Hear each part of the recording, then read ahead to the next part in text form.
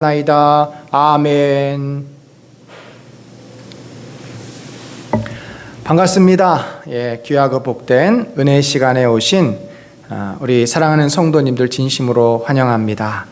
또한 마태복음 10번째 시간에 오신 우리 성도님들 진심으로 환영합니다. 오늘 우리가 함께 살펴볼 말씀은 마태복음 21장을 우리가 함께 보겠습니다. 마태복음 21장의 주제는 심판주 예수 그리스도, 심판주 예수님입니다. 자, 그러면 우리가 마태복음 21장 42절로 46절을 함께 교독하도록 하겠습니다. 우리가 42절부터 46절을 함께 교독하도록 합니다. 먼저 제가 읽습니다. 예수께서 이르시되 너희가 성경의 건축자들이 버린 돌이 모퉁이의 머릿돌이 되었나니 이것은 주로 말미암아 된 것이요 우리 눈에 기이하도다 함을 읽어본 일이 없느냐.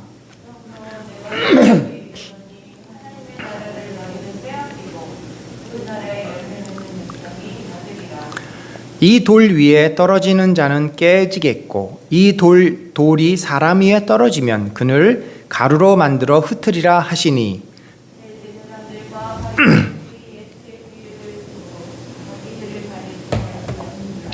같이 읽습니다. 잡고자 하나 무리를 무서워하니 이는 그들이 예수를 선지자로 알미었더라. 아멘. 자, 여러분, 우리가 이제 마태복음을 쭉 살펴보고 있는데 마태복음은 신약 성경에서 제일 중요한 책입니다.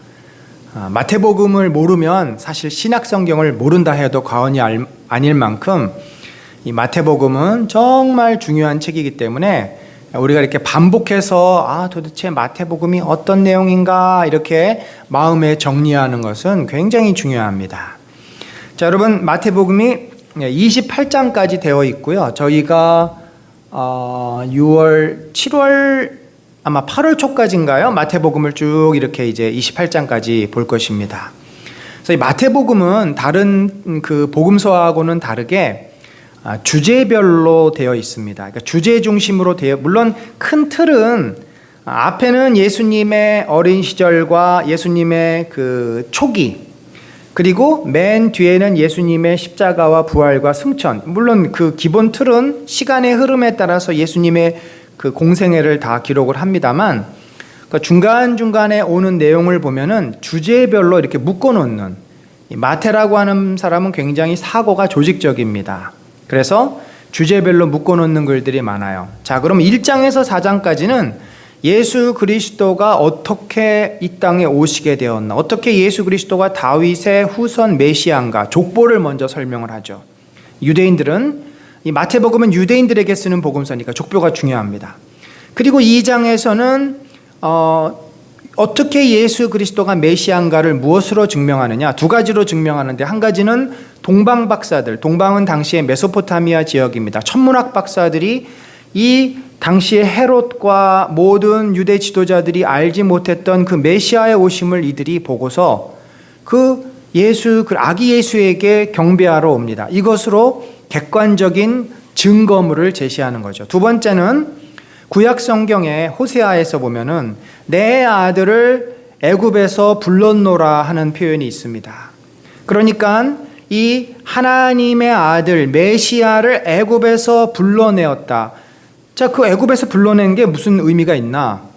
여러분, 애굽이라고 하는 것은 이스라엘 사람들에게 기억하고 싶지 않은 곳이죠. 그들이 노예살이 무려 400년을 종살이 했던 곳입니다. 그곳에서 나온다는 것은 그들에게 구원입니다. 출애굽은 구원이에요. 첫 번째 출애굽이 어떻게 됐습니까? 실패했죠.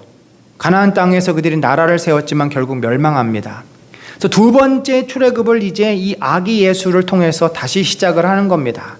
그런 의미에서 유대인들의 머릿속에는 정말 이 아기 예수는 자기들의 조상이 실패한 그 구원을 완성할 메시아구나 하는 것을 외적인 증거, 바벨론 박사들을 통한 외적인 증거, 그리고 구약의 예언의 성취, 세칸 엑소더스라고 하는 그 신학적인 해석을 통해서 내적인 증거로 예수 그리스도가 메시아임을 마태가 설명하죠. 그리고 3장, 4장 예수님이 이제 시험 받으시고 세례 요한으로부터 세례 받아서 하나님으로부터 이제 이는 내 사랑하는 아들이다, 저가 메시아다라는 확증을 들으시고 그때부터 본격적으로 이제 공생의 사역을 시작합니다. 그런데 사역을 시작하면 다른 복음서는 바로 예수님이 막 병자를 고치고 귀신을 쫓아내고 막 가르치고 이렇게 다니는 것이 나오는데 5장 7장에 마태는 산상보훈이라고 하는 긴 일종의 율법과도 같은 도덕 법을 또는 새로운 법을 말씀해 주시는데 우리가 그것을 새 율법이다, 천국의 가르침. 그러니까 구약 성경의 모세오경의 핵심이 뭡니까? 창조와 타락 이후에 구원한 이스라엘 백성을 향한 하나님의 율법, 그러니까 출애굽 이후에 그들이 어떻게 살아야 되는지에 대한 율법을 출애굽기, 레위기, 민수기에 걸쳐서 주시는 내용. 또 신명기 역시 이제 듀트로노미가 두 번째 율법, 그러니까 새로운 율법. 그래서 율법이 어떻게 보면 이 모세오경의 핵심인데 그 율법을 이스라엘 백성이 구약에서 지켰습니까? 못 지켰습니까? 제대로 못 지켰죠. 그래서 그들이 선지자들로부터 책망을 받고 우상을 섬기고 하나님의 율법을 버리고 이렇게 살다가 결국 어떻게 돼요? 포로로 잡혀갑니다. 그러니까 율법을 지키지 않은 심판을 그들이 받았어요. 자, 드디어 이제 그 심판을 받고 절망하고 있는 이스라엘 백성을 향해서 하나님께서 그들을 진심으로 다시 구원하기 위해서 메시아를 보내셨어요. 근데 이 메시아라고 해서 율법이 없는 게 아닙니다. 율법, 모세오경이 준 율법은 이스라엘 백성이 지켜야 될 하나님의 뜻이에요. 그래서 예수 그리스도께서도 이제 너희의 조상들이 지키지 못했던 그 율법은 이제 내가 이렇게 설명하니까 이제 너희는 지켜야 된다. 새 율법을 주세요.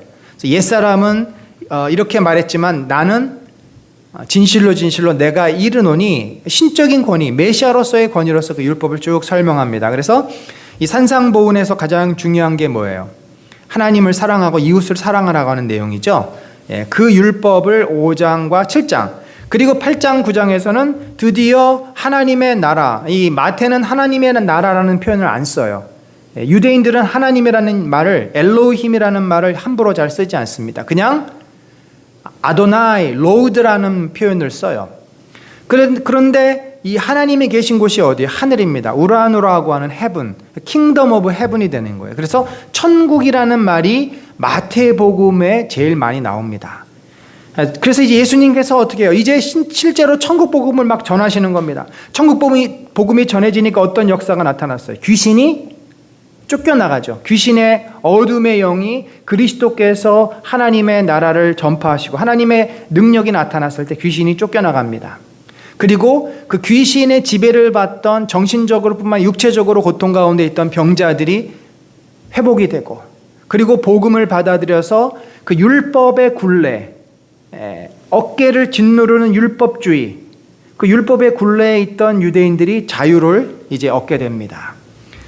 그런데 이 복음이 모두에게 다 자유와 생명을 주는 것이 아니라 그 복음을 거부하는 자들이 있어요. 그것은 바로 유대주의에 빠져 있는 당대의 지도자들, 바리새인들, 서기관들. 그들은 자기들이 갖고 있는 그 이데올로기, 자기들이 붙잡고 있는 사고방식, 틀을 놓지 않습니다. 이건 인간의 어떤 죄성이에요. 내가 붙잡고 있는 걸 놓으면 내가 죽을 것 같고 망할 것 같기 때문에 아무리 누군가가 객관적으로 그것이 사실임을 보여주고 증명해도 그거를 인정하지 않고 거부하려고 합니다. 그건 지금도 마찬가지예요. 그래서 우리가 진실하냐 진실하지 않냐가 싸움이 안 돼요.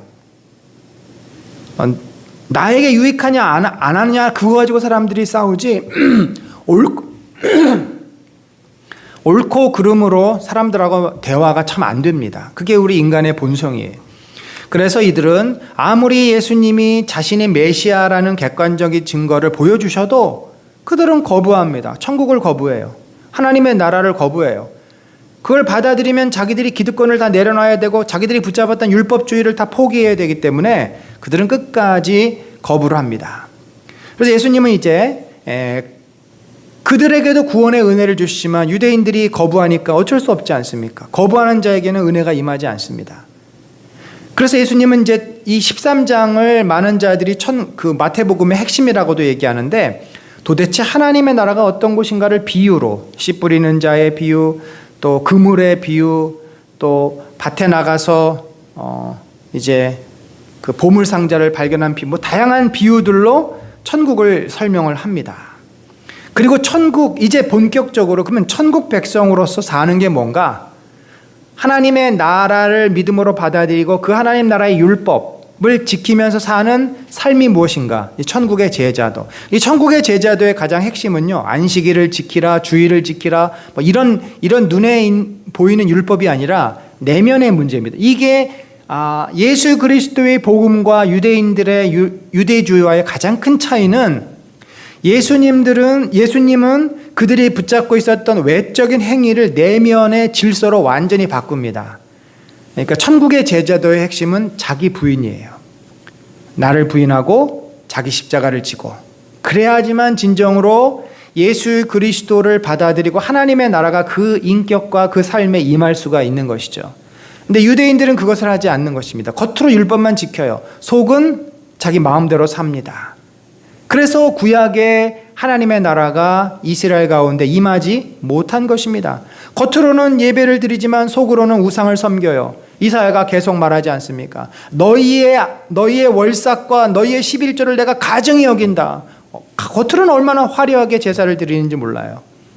예수님은 구약에 실패했던 핵심, 믿음의 허상이 뭐냐면, 너희 자신을 왕으로 생각하는, 너희 인생의 주인이라고 고백하는 그 마음을 내려놔야만 내가 진정으로 너희의 인생의 주인이 되고 하나님의 말씀이 너희를 통치하고 다스릴 수 있다. 천국의 제자도가 가장 중요한 거예요, 우리들에게는. 그럼에도 불구하고 예수님을 따르는 제자들, 예수님이 하나님의 아들이라 고백하지만 그들이 그 제자도를 믿음으로 받아들이고 따르기엔 너무나 믿음이 연약해요. 너무나 인간적이에요. 자기 욕심이 가득 차 있어요. 제자들이 예수님을 따르지만 자기에게 돌아올 콩고물에 더 관심이 있고, 내가 예수님을 따라서 어떤 보상, 어떤 상을 받을까, 여기에만 관심이 있는 게 제자들의 모습이죠. 그래서 예수님이 그들의 연약한 믿음을 책망하시지만 기다리시는 겁니다. 그들이 변화될 때까지 기다리시는 거예요. 그리고 그들이 예수 그리스도가 앞으로 십자가에서 죽으시고 부활하시고 떠나셨을 때 어떤 공동체를 이루어야 되는지, 교회에 대해서 얘기합니다. 그러니까 제자도를 먼저 얘기하고 천국 공동체, 교회, 18장의 교회에 대해서 얘기를 합니다. 그리고 이제 천국 공동체가 이루어졌어요. 교회가 세워졌어요. 그러면 교회는 어디 있습니까? 산속에 있지 않습니다. 교회는 절과 달라요. 세상 속에 있어요. 그럼 세상 속에 있으면은, 세상 속에 있으니까 세상 사람들과 부딪히게 돼 있어요. 세상의 가르침, 세상의 가치관과 부딪히게 돼 있어요. 그래서 결혼의 문제, 재물의 문제, 또 사람들에 대한 태도, 성공과 출세에 대한 거, 이런 것들을 예수님께서 대비를 해서 말씀해 주십니다. 그리고 오늘 우리가 이제 21장을 보는데, 21장이 지금까지 쭉 보았던 내용의 상당히 일종의 전환을 이루는 어떤 분수령입니다. 그동안 20장까지는 어떤 의미에서 예수님께서 굉장히 안타까운 마음으로, 이스라엘 백성을 향해서 안타까운 마음으로 그들을 구원하시기 위해서 그들을 참 품으시려고 애를 쓰는 어떤 그런 자비의 태도가 있다면, 21장은 이제 예수님도 물론 7번씩 70번까지 용서해 주시지만 그것은 진정으로 용서할 자를 용서해 주는 거죠. 용서를 받지 못할 자, 천국을 거부하는 자들에게는 결국 예수님께서 무엇을 하시냐면 심판을 하신다는 말씀입니다. 그래서 21장은 사실은 매우 내용이 우리 입장에서 볼 때는 두렵고 무서운 내용입니다. 그러나 이것을 우리가 인정하고 현실을 직시해야 돼요. 하나님은 공의의 하나님입니다. 죄인을 용서하시지만 죄를 끝까지 방치하시지는 않아요. 용서의 기회, 회개의 기회를 주시지만 그가 회개하지 않고 돌이키지 않을 때는 반드시 심판하셔서 공의를 드러내시는 공평한 분이에요. 그런 의미에서 21장을 우리가 잘 이해하는 것은 우리 자신을 위해서나 우리 주변에 있는 불신자들을 위해서나 매우 중요한 내용입니다. 자, 21장의 내용이 심판주 예수 그리스도예요. 여러분이 오늘 목장에서 나누실 성전 정화도 이런 맥락에서 지금 이해를 하셔야 됩니다. 자, 예수님께서 드디어 예루살렘 성에 입성을 합니다. 예루살렘 성을 언제 입성했어요? 6월절이 있기 일주일 전쯤에. 그러니까 예수님이 목요일 날 밤에 6월절 만찬을 하셨으니까 그로부터 한 약 일주일 전쯤에 그 전주 주말쯤 되겠죠. 목요일이나 금요일 이렇게 낮에 예루살렘 성으로 이제 들어가십니다. 들어가셔서 제일 먼저 한 것이 성전을 강도의 구렬로 만든 자들을 책망하시고 그들이 하는 모든 상행위를 금지시키십니다. 그러자 그 예수님에 대해서 유대인들이 비난을 하고 무슨 권위로 네가 이렇게 성전에서 회방을 놓느냐, 이런 질문에 대해서 예수님께서 또 대답도 하십니다. 그리고 나서 예수님이 이제 무화과가 여기저기에 길거리에 심겨져 있는데 그 무화과를 보시고 잎사귀가 무성해요. 그 잎사귀가 무성한 무화과를 보고 시장하셔서 무화과 열매를 먹기 위해서 이렇게 가봤더니 잎사귀만 있고 무화과 열매가 없는 것입니다. 그러자 그 무화과를 저주합니다. 자, 이것은 이제 곧 이스라엘 백성에게 임할 진실한 믿음이 없는, 그들은 하나님을 믿는다고 하지만 열매가 없는, 진실함이 없으니까 거짓 믿음이죠. 거짓 믿음은 열매가 나타날 수가 없습니다. 그런 이스라엘에 대한 심판의 상징적인 행위다.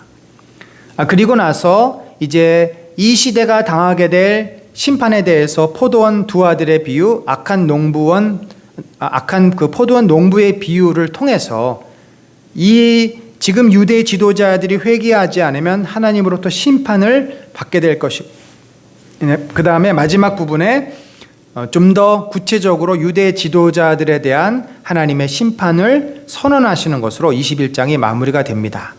자, 그럼 좀 더 구체적으로 봅니다. 자, 예수님께서 예루살렘에 입성을 하는데 나귀를 타고 입성을 해요. 우리 같으면 그냥 걸어서 입성할 것 같잖아요. 근데 이것이 지금 마태는 무엇에 관심이 있냐면, 예수님은 그냥 어느 날 불뚝 나타난 그런 메시아가 아니라 너희들이 오래전 조상 때부터 오리라고 약속했던 그 메시아, 기다리던 메시아다. 그러면 근거가 있어야 되잖아요. 구약에서 너희를 위해서 구원자가 올 것이다 미리 예언을 했어요. 그러면 그 예언이 성취가 돼야만 저분이 바로 몇백 년 전에 어떤 선지자가 얘기했던 그분이구나. 뭔가 맞아 떨어져야 되잖아요. 그것이 바로 스가랴 에 보면은 나와 있는 그 예언을 예수님이 성취하기 위해서 일부러 나귀 새끼를 타고 입성을 하는 장면입니다. 예수님이 걷기가 불편해서 그걸 탔겠어요? 그것도 나귀도 아니에요. 나귀 새끼예요. 이 성인이 나귀 새끼를 탔으니 얼마나 그 모습이 사실 우습습니까? 그러니까 이게 지금 다윗의 후손 메시아의 입성으로 보기에는 상당히 좀 어색한 장면입니다. 예수님께서 예루살렘에 이제 들어가기 전에 예루살렘은 감람산이라고 하는 산에서 좀 내려가면은 그리고 그것을 살짝 올라가면은 예루살렘으로 들어가요. 그러니까 그 예루살렘과 마주보고 있는 산이 감람산이고 그곳에서 예수님이 주로 머물고 기도도 하셨던 곳입니다. 그 감람산 고개 너머에 벳바게라는 곳이 있고 그 옆에 벳세다가 있어요. 아마도 이 예수님이 벳바게에 이르렀을 때 그 맞은편 마을로 가서 나귀를 가지고 오라 했을 때 그 맞은편 마을은 벳세다로 보여집니다. 거기 가서 나귀와 나귀 새끼를 함께 끌고 오라는 거죠. 아마도 그것은 나귀를 타기 위해서가 아니라 나귀 새끼가 어미가 없으면 어떻게 해요? 안 되잖아요. 또 나귀도 자기 새끼가 없어져 버리면 불안해서 막 난리를 칠 테니까. 그래서 어미와 새끼를 함께 데리고 온 것입니다. 근데 실제로 예수님은 나귀 새끼를 타요. 그러니까 굉장히 이게 이상한 장면입니다. 자, 근데 마태가 이렇게 설명합니다. 이는 선지자를 통하여 하신 말씀을 이루려 함이다. 그럼 어떤 선지자가 이 말씀을 했어요? 이렇게 얘기했어요. 시온 딸에게 이르기를. 시온 딸은 예루살렘에 사는 거주민을 말합니다. 내 왕이 내게 임하나니. 메시아죠. 그는 겸손하여 나귀 곧 멍에 매는 짐승의 새끼를 탔도다. 그러니까 새끼를 탄 이유가 겸손 때문이라는 거예요. 메시아가 그들이 생각하는 백마탄 왕으로서 개선행진을 하는 그 왕이 아니라 그들을 위해 십자가에 죽어야 될 겸손한 메시아이심을 상징적으로 보여주기 위해서 나귀 새끼를 탄 것입니다. 자, 그럼 이게 스가랴 9장 9절. 시온에 따라 크게 기뻐할지어다. 예루살렘에 따라 즐거이 부를지어다. 보라, 내 왕이 내게 임하시나니 그는 공의로우시며 구원을 베푸시며 겸손하여서 나귀를 타시나니 나귀의 작은 것 곧 나귀 새끼니라. 마태가 이것을 기록할 때 그는 공의로우시며 구원을 베푸시며 이 말을 뺐어요. 뺀 이유는 지금 이 장면에 있어서 중요한 것은 겸손한 나귀 새끼를 타는 메시아이기 때문에 아마도 그 말을 뺀 것 같습니다. 자, 이렇게 이제 예수님은 구약의 예언대로, 스가랴 예언대로 겸손한 메시아로서 나귀 새끼를 타고 예루살렘 성에 입성을 했어요. 그런데 사람들은 그러한 나귀를 타고 오는 메시아를 향해서 어떻게 했습니까? 무리의 대다수는 그들의 겉옷을 길에 펴고 다른 이들은 나뭇가지를 베어 길에 펴고 종려나무 가지죠. 쫙 바닥에 깔입니다. 카페트 깔듯이. 앞에서 가고 뒤에서 따르는 무리가 소리 높여 이르되 호산나 다윗의 자손이여 찬송하리로다. 주의 이름으로 오시는 이여 가장 높은 곳에서 호산나. 호산나라는 표현이 뭐 이런 의미가 있다고 합니다. 구원하소서, 간절히 원합니다. 지금 구원하소서. 그래서 호산나는 찬양의 의미인데 그 내용이 구원이에요. 구원을 찬양, 구원을 간구하는 거예요. 그러면 사람들은 예수님 나귀 앞에 뒤에 지금 가면서 자기들의 겉옷을 바닥에 깔고 종려나무가지를 깔고 뭘 하는 거예요? 자기들 나름대로 메시아를 환영하는 겁니다. 오, 메시아시여, 이제 우리로 하여금 이 로마의 지긋지긋한 압제에서 벗어나게 하여 주옵소서. 우리로 하여금 정치적인 독립을 이루게 하소서. 우리로 하여금 이제 먹을 것이 많아지게 하여 주시옵소서. 우리로 하여금 잘 살 수 있게 해 주시옵소서라고 그들이 이 메시아에게 탄원하고 간청하고, 말하자면 여론이 그렇게 이미 형성이 되어 있고 그 여론을 메시아에게 알려주는 거죠. 우리가 나라의 대통령을 세우면 사람들의 민심이라는 게 있지 않습니까? 사람들이 바라는 게 있고 원하는 게 있어요.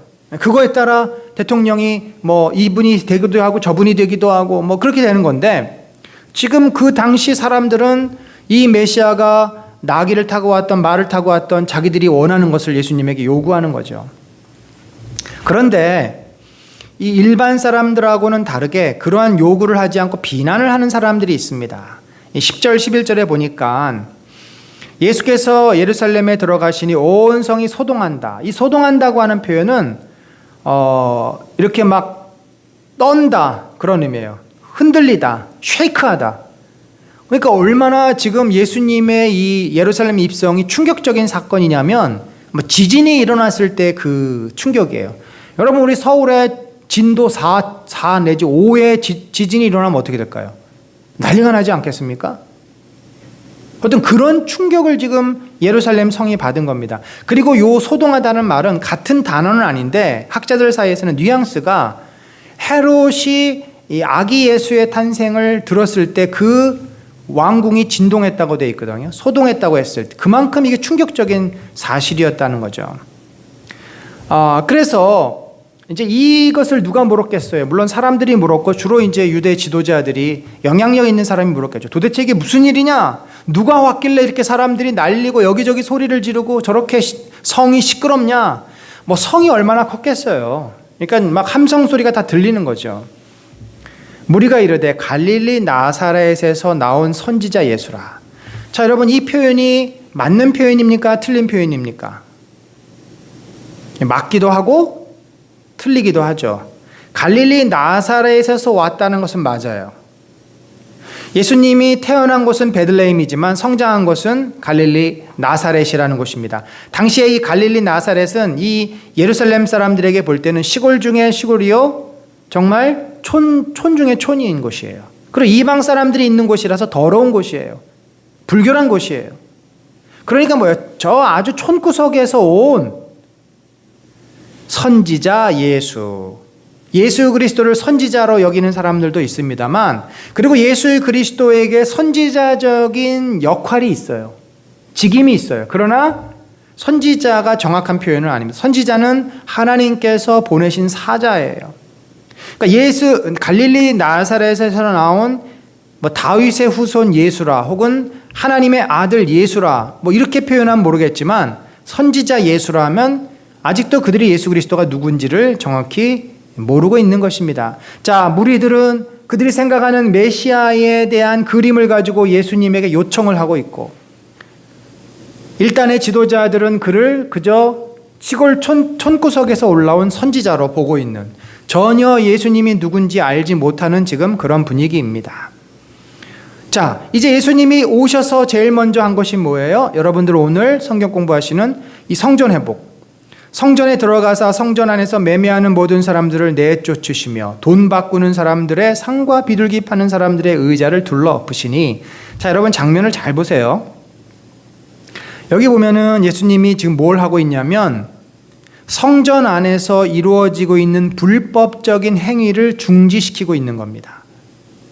그것을 한 사람들에게 폭력을 행사하지 않아요. 물론 사람들이 이걸 보고 예수님이 폭력을 행사했다라고 하는데 자세한 내용을 보면은 사람들을 때리거나 사람들을 밀치지 않습니다.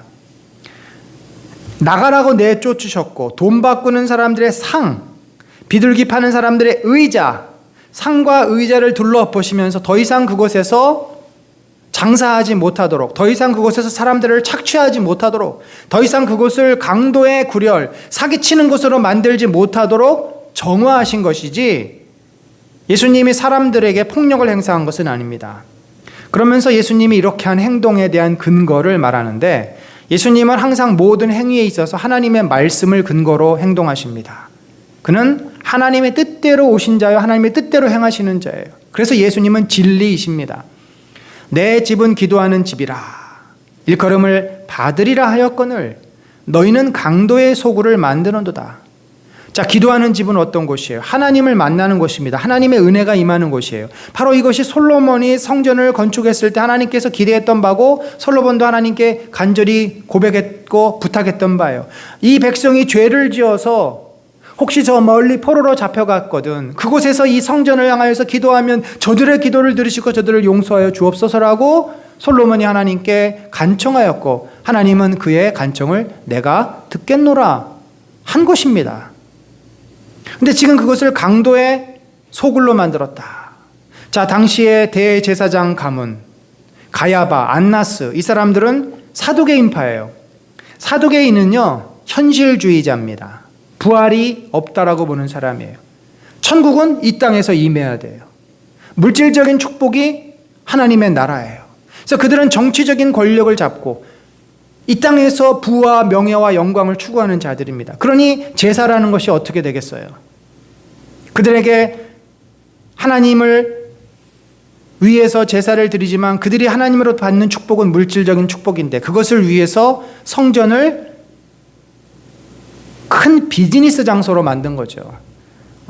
디아스포라들이 로마의 데나리온 같은 걸 가지고 오면은 성전에서 그걸 받지 않습니다. 이방인의 돈이니까 셰켈로 바꿔야 돼요. 우리도 환전하잖아요. 달러로 환전하고. 근데 요즘 환율이 막 올라가듯이, 환율이 싸면 얼마나 좋습니까? 그런데 셰켈로 바꿀 때 예를 들어 우리식으로 하면은 10만 원을 바꾸는데 한 10,000원 정도의 그 수수료를 낸다. 그러면 뭐 괜찮잖아요. 10% 정도. 그런데 당시에 10만 원을 바꾸는데 50%의 수수료를 내는 거예요. 4배, 5배의 폭리를 취합니다.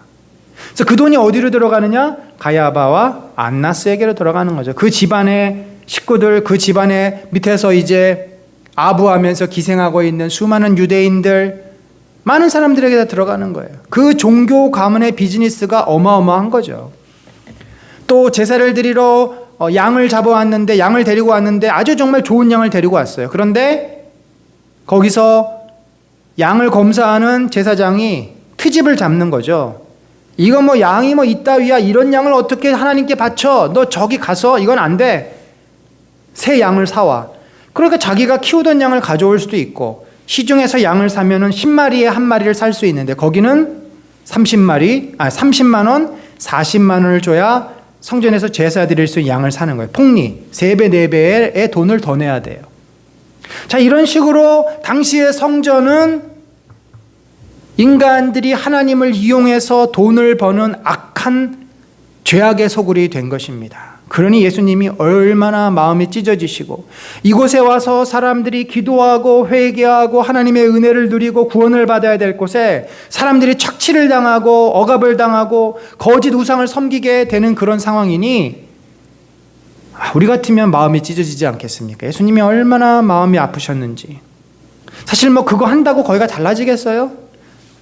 그러나 이런 행동들이 우리는 선지자적인 상징적 행동이라 그렇게 prophetic symbolic action이라 그래서 예수님이 선지자적인 역할이 있어요. 인간의 죄를 지적하시고 그 죄악상을 드러내시는 그 역할을 지금 하신 거예요.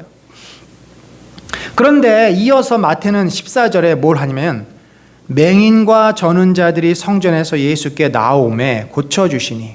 자, 예수님이 있는 곳에 수많은 가난한 자들, 애통하는 자들, 고난 가운데 있는 자들이 몰려오잖아요. 그들에게 예수님이 무엇을 주셨어요? 하나님의 나라를 은혜로 주시는데 그 하나님의 나라는 회복과 구원과 치유와 망가진 인생이 바르게 세워지는 그 은혜잖아요.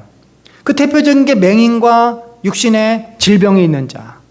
그러니까 그들이 예수님께 나와왔을 때 예수님이 그들을 치유해 주세요. 바로 이것이 뭡니까? 성전에서 일어날 일이라는 겁니다. 성전에서는 하나님께 나아가고 하나님께 구원을 얻고 하나님께 은혜를 받고 우리의 상한 마음, 정말 영적으로 어두워지고 깜깜한 죄 가운데 있는 자들이 영적인 눈이 열려서 하나님의 진리의 말씀으로 나아가는 그런 일들이 저는 자들, 우리가 다리가 불편해서 전다, 이거는 굉장히 균형 감각을 잃어버리고 모든 삶이 어려워지는 걸 상징하잖아요. 그렇게 삶에 절룩거리는 불균형한 삶을 사는 자들이 주님께 나와서 균형 잡힌 인생, 평안한 인생을 회복하는 것이 성전이라는 것입니다. 그것을 예수님께서 보여주고 계십니다. 자, 이렇게 지금 예수님이 얼마나 굉장한 일을 하고 있어요. 본인이 메시아이심을, 겸손한 메시아이심을 나귀 새끼를 타고 보여주고 성전 정화를 통해서 이스라엘 백성이 얼마나 큰 죄악 가운데 있는지를 알려주심에도 당시 그 권력의 그 꿀을 빨고 있었던, 권력의 그 열매를 따먹고 있었던 대제사장과 서기관들은 예수님을 향해서 어떻게 합니까? 분노하는 거죠. 저놈이 도대체 지금 무슨 짓을 하고 있는 거야? 자기들의 그 장사하는 곳에 와서 장사를 회방하니까 이들이 보통 화가 난 것이 아닙니다. 예수께서 하시는 이상한 일이 성전 정화죠. 또 성전에서 소리질러 호산나 다윗의 자손이 하는 어린아이들을 보고 노하여 예수께 말하되 그들이 하는 말을 듣느냐? 너 지금 네 귀에 들리는 저 말이 얼마나 불경스럽고 하나님 앞에 지금 회개망측하고 큰 죄인 줄 아느냐? 예수님을 향해서 너가 지금 이 모든 문제의 원흉인데 너 가서 저것을 당장 그치게 하지 못해라고 예수님에게 강하게 어필하고 있는 거죠. 그러자 예수님께서 이렇게 말합니다. 어린아기와 젖먹이들의 입에서 나오는 찬미를 온전하게 하셨나이다 함을 너희가 읽어본 일이 없느냐. 자, 이것은 시편 8장 2절에 있는 말씀을 인용한 것인데, 여러분 구약에 있는 말이 신약에 인용될 때는요, 우리가 지금 볼 때 100% 딱 맞아떨어지게 인용되지 않습니다. 여러 이유가 있어요. 일단 우리가 지금 읽고 있는 이 성경은 3번, 4번 번역된 책이에요. 그래서 당시에 마태가 말하고 예수님 말했던 말과 상당히 좀 거리감이 있을 수 있습니다. 표현상에. 또 하나는 당시에 그 예수님과 또는 이 마태 제자들이 알고 있었던 구약 성경은 셉튜아진트라 그래서 70인경 헬라어로 된 성경일 가능성이 높습니다. 왜냐하면 당시에는 이렇게 성경이라는 것이 흔하지가 않았고, 그런 의미에서 이 셉튜아진트에 있는 것을 또 옮기다 보니까 구약의 원래 말과 조금 차이가 있을 수 있어요. 그러나 근본적인 내용은 일치된다 보시면 되겠습니다. 주의 대적으로 말미암아 어린아이들과 젖먹이들의 입으로 권능을 세우시며, 찬미 대신에 권능이라는 말이 나와요. 이는 원수들과 보복자들을 잠잠하게 하려 하심이니이다. 이 말씀을 통해서 예수님이 하는 의도가 뭔지를 우리가 이해하는 거죠. 그래서 성경은 구약의 해석을 보는 것이 신약을 이해할 때 굉장히 중요합니다. 구약과 신약을 둘 다 보는 것이 매우 중요해요. 그 문맥이 비슷하니까. 그러면 신약의 이 내용을 훨씬 더 잘 이해하게 됩니다. 그러니까 예수님이 이런 의도로 얘기를 한 거죠. 너희가 이 아이들의 이 입을 통해서 그 얘기를 듣느냐? 하나님께서는 그 이야기를 듣게 함으로써 너희들의 입을 잠잠케 하시기 위해서다. 그 얘기는 어린아이들도 지금 호산나 외치면서 내가 메시아임을 아는데 너희는 얼마나 어리석은 자고 너희는 얼마나 큰 죄를 진 자들인 줄 아느냐라고 역으로 그들이 증명해 준다는 말씀입니다. 자, 예수님이 이제 이 일을 마치고 이제 성전 밖으로 나왔는데 무화과 나무를 발견합니다. 본문에 보면은 일단 이제 성전 밖에 나가서 하루 자고 다시 들어오신 거로 돼 있고, 아침에 시장하셨다. 그렇죠. 아침에 일찍 일어나서 뭐 그 사람들이 우리처럼 아침밥을 먹는 것도 아니고, 그러니까 이제 길 가다가 무화과가 있으면 따먹고 이랬는데, 보니까 무화과가 있었는데 잎사귀가 많으니까 열매가 있을 것으로 예측하고 열매를 찾았는데 열매가 없어요. 그러자 예수님께서 화가 나셔서, 또는 예수님께서 의도적으로 이제부터 영원토록 내가 열매를 맺지 못하리라. 그러니까 무화과 나무가 죽고 맙니다. 자, 이 사건을 우리가 역시 선지자로서 보여주는 상징적인 행동이다라고 이해할 수. 왜 예수님께서 이런 행동을 하셨나? 마가는요 이런 풋노트를 달고 있어요. 뭐라 그러냐면 보통 무화과는 열매가 먼저 나고 잎사귀가 확 핀다고 합니다. 우리가 알고 있는 것은 잎이 피고 꽃이 나고 열매를 맺잖아요. 근데 무화과는 그렇지 않대요. 열매가 먼저 열리고 잎사귀가 핀대요. 그러니까 잎사귀가 있으면은 열매가 있을 것을 보통은 생각을 한답니다. 근데 이제 마가는 이 열매가 없는 이유를 댑니다. 당시 열매를 맺는 때가 아니었기 때문이다. 그럼 더 이상하잖아요. 아니, 열매가 없는 때인데, 아직 열매 맺는 때가 아닌데, 열매 언제 맺어요? 이른 열매는요 5월 6월에 맺습니다. 늦은 무화과는 8월 10월. 두 종류가 달라요 서로. 그러니까 아무리 그 당시에 이게 빨리 열매를 맺어도 5월이나 6월쯤 따서 먹을 수 있는 건데, 지금 예수님이 성전에 들어가신 때는 4월이에요 6월절은 4월에 있습니다. 그러니까 한 달 정도 앞선 시기 때문에 마가는 때가 아직 이르러서 열매가 없었다. 그럼 정말 열매가 없었을까? 학자들 사이에 논란이 있는데 이렇게 추측을 합니다. 완전히 먹을 수 있는 익은 열매는 아직은 열리지 않았지만, 그러나 이제 열매를 맺기 시작하고 작은 열매들, 그러니까 몽우리를, 그러니까 열매가 동글동글해져서 작은 것들은 이미 몇 개 있을 수 있는 때라는 거죠. 4월은. 그때부터 열매가 나와서 5월에 이제 완전히 익게 되는. 그러니까 예수님께서는 적어도 작은 거라도, 작은 열매라도 있으면 그거라도 그냥 욕이라도 하는 차원에서 따먹으려고 하셨는데 작은 열매조차도 없었다는 거죠. 자, 이 사실은 그저 배고픈 유대인들이 길거리를 지나가다가 있을 수 있는 일이지만, 왜 예수님은 이 행동을 하셨고 굳이 무화과 나무를 저주해서 마르도록 하셨고 마태는 이것을 기록했을까? 마가는 왜 기록했을까? 바로 이것이 이스라엘 백성들의 현재 상태를 상징적으로 보여주고, 예수님은 메시아요 선지자로서 그들의 죄악을 심판하시겠다라고 하는 선언이라는 거죠. 잎만 무성하고 열매가 없다. 마치 뭐와 같아요? 지금 유대인들의 모습과 같다는 거예요.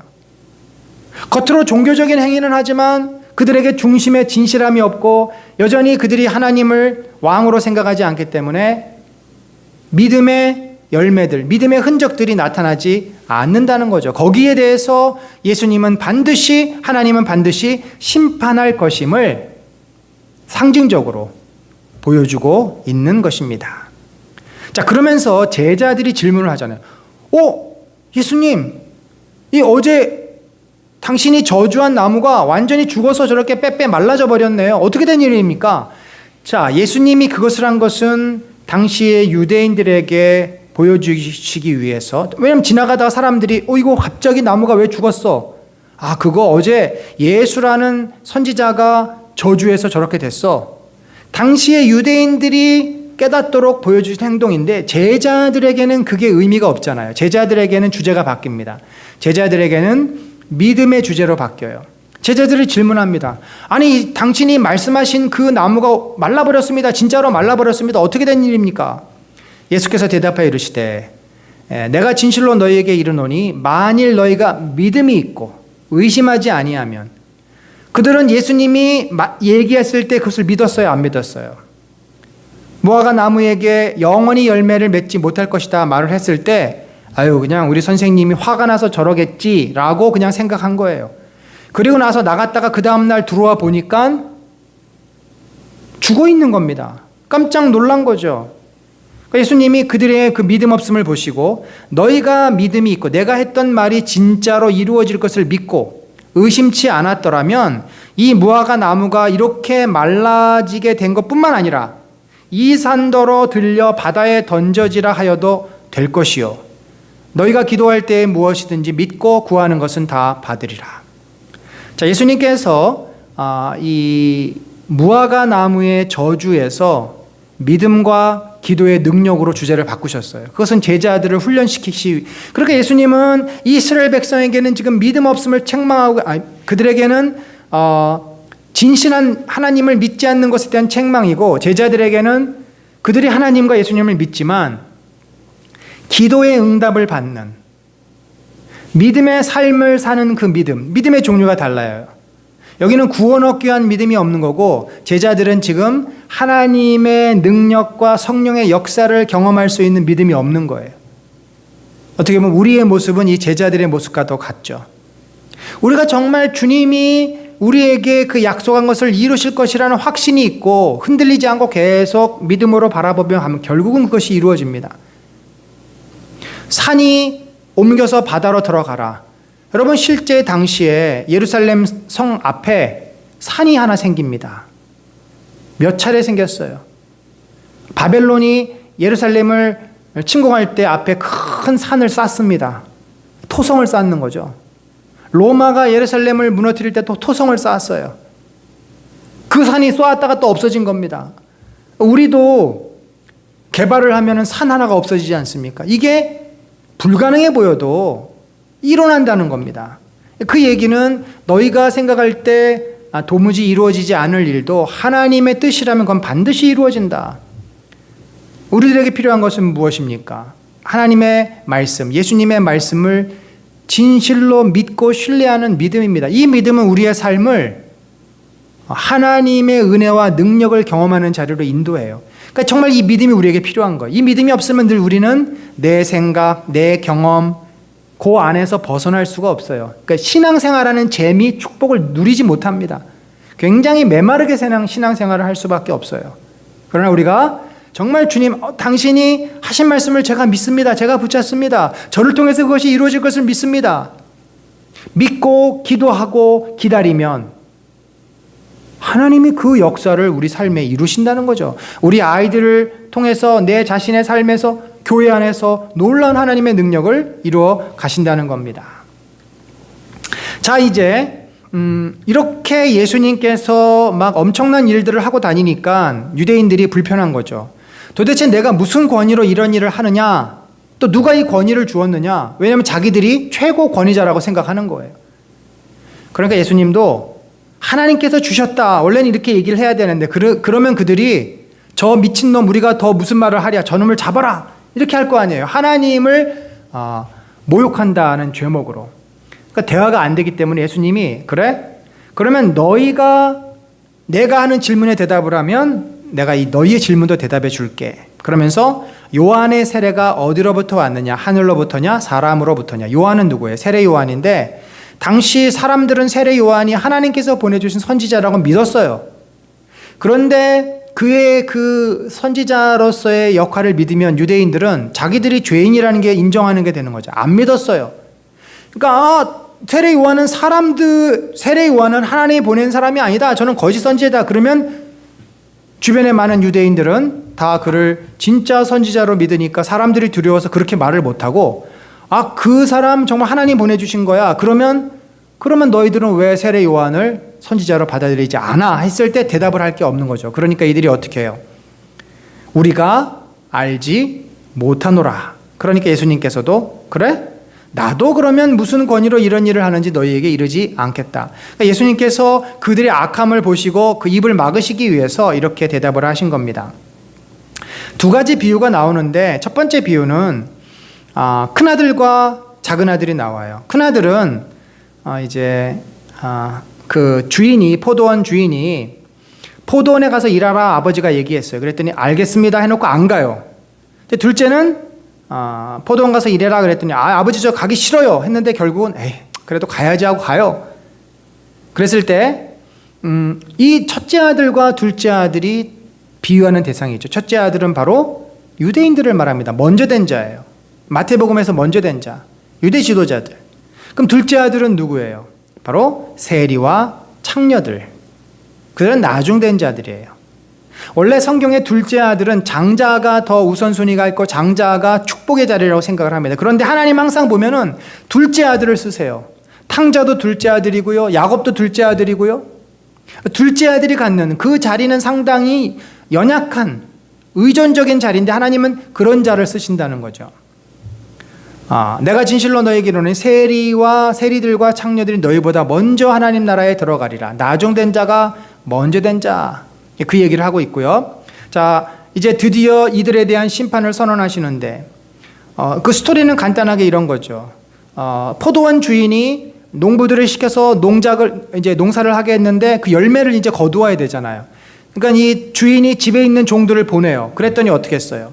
그 농부는 계약을 하고 이제 농사를 짓는 자들이에요. 그러니까 주인에게 절반을 주고 절반은 자기들이 가져가는 이렇게 이제 하는 건데 농부들이 종들을 잡아 하나는 심히 때리고 하나는 죽이고 하나는 돌로 쳤거늘 또 다른 종들을 또 보냈는데 똑같이 그렇게 했어요.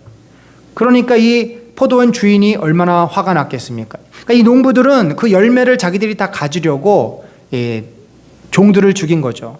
자, 이 농부들은 유대 지도자들, 또 종들은 선지자들, 제사장 가운데 하나님의 뜻을 전하는 자들을 상징합니다. 구약의 역사가 다 그랬어요.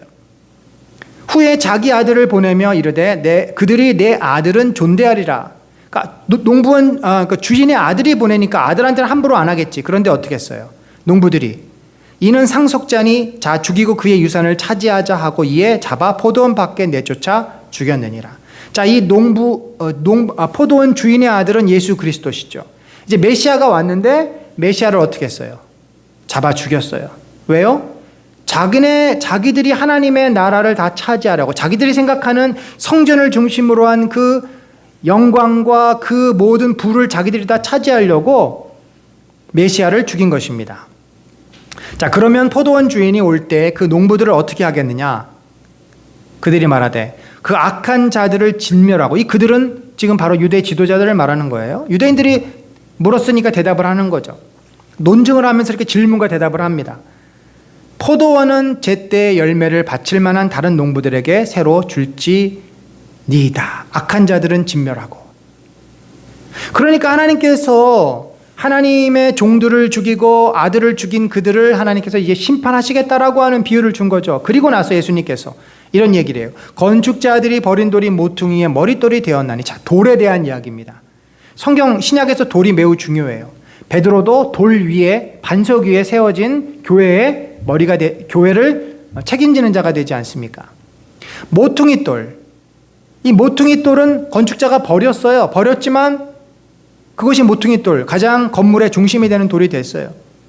이게 바로 누구? 예수. 너희들이 나를 버리고 나를 죽이지만 내가 하나님 나라의 중심이다. 주로 말미암아 된 것이요 우리가 눈에 기이하도다 함을 읽어본 일이 없느냐. 시편에 나와 있는 말씀이에요.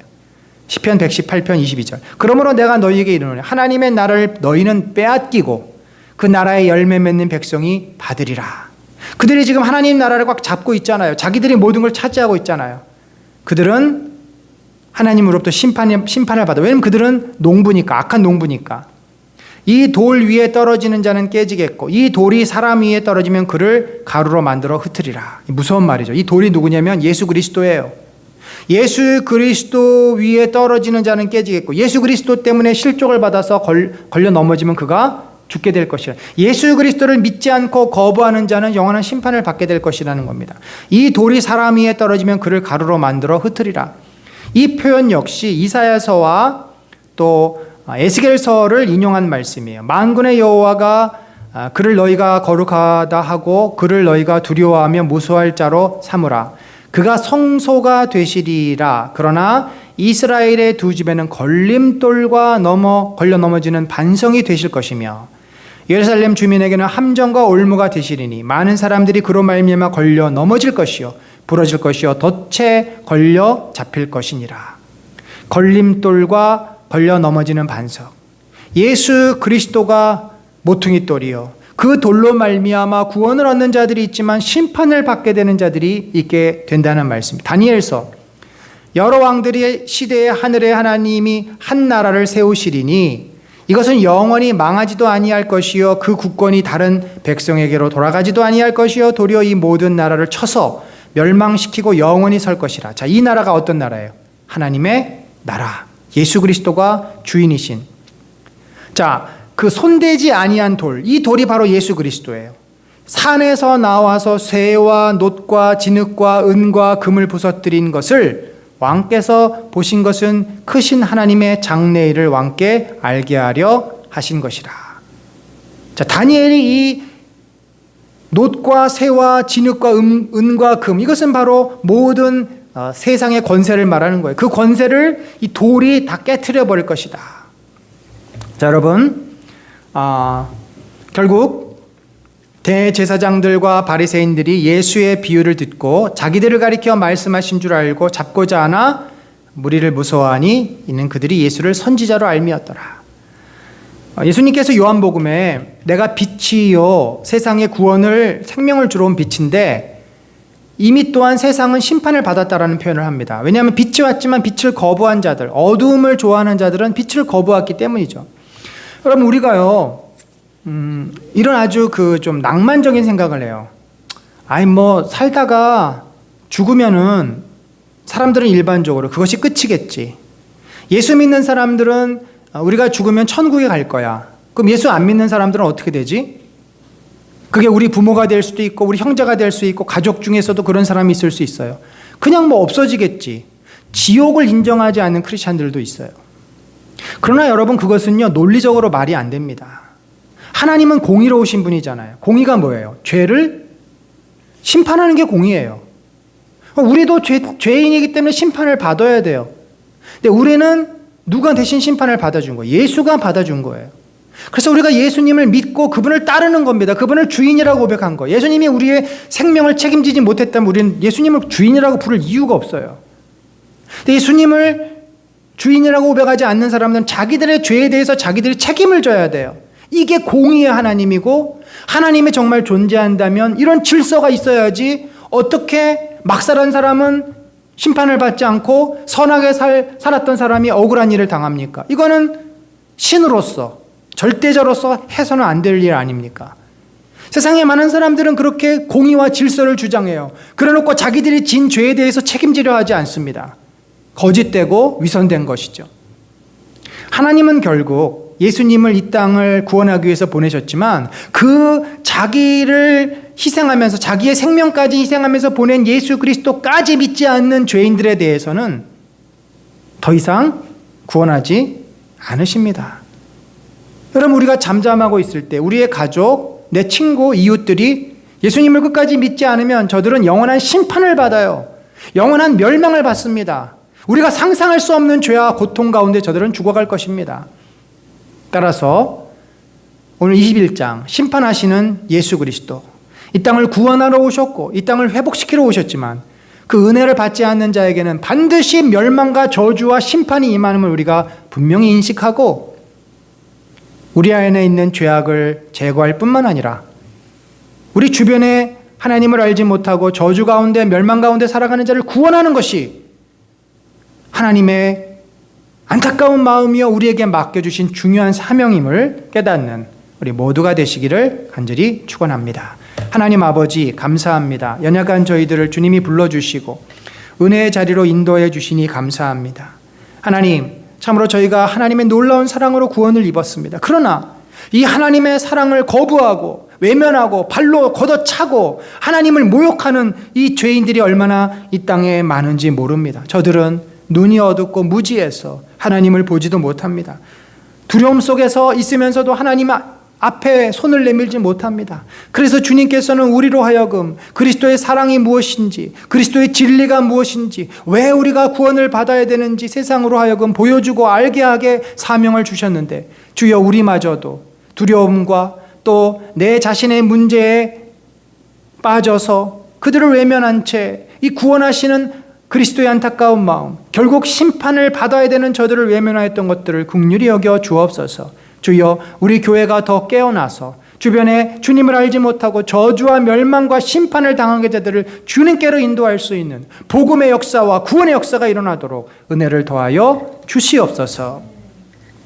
지금은 우리 구주 예수 그리스도의 놀라우신 은혜와 하나님 아버지의 무한하신 사랑과 성령님의 감화 감동 교통하심이 구원하시고 심판하시는 우리의 진정한 구주 되시는 예수 그리스도를 믿고 신뢰하여 그분의 은혜 가운데 거할 뿐만 아니라 그 주님의 복음을 우리 주변에 어둠 가운데 있는 자들에게 나누어 그들도 구원받기를 간절히 바라는 심령 위에 지금부터 영원까지 함께 하실지어다. 아멘.